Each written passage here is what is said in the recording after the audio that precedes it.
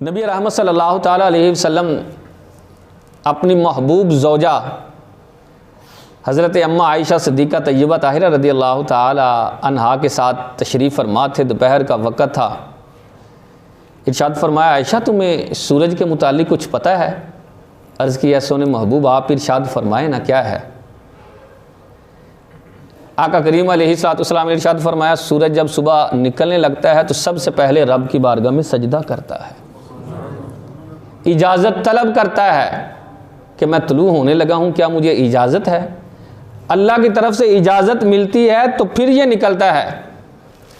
निकलता कैसे है कि 70,000 लगामें, 70,000 फरिश्तों ने इसको डाली होती हैं और खींच कर इसे लेकर आते हैं।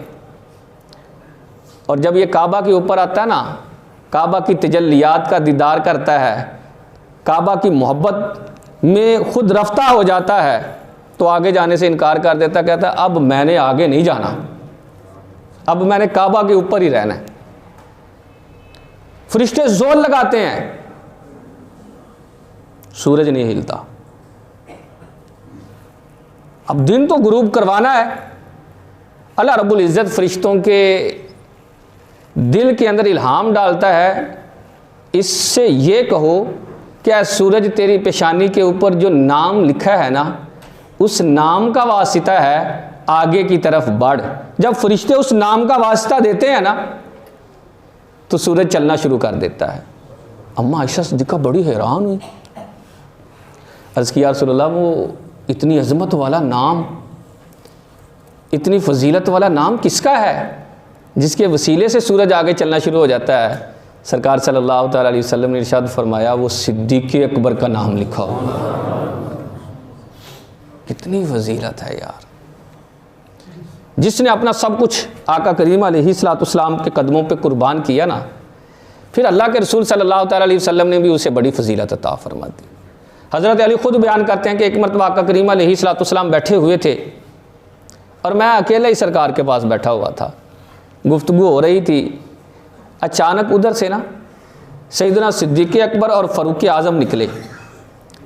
तो सरकार सल्लल्लाहु अलैहि वसल्लम ने इरशाद फरमाया, या अली अतुहिब्बु हाज़ैन शैख़ैन, क्या तू इन बुज़ुर्गों से मोहब्बत करता है? ये जो दो बुज़ुर्ग आ रहे हैं, अंदाज़ कैसा है?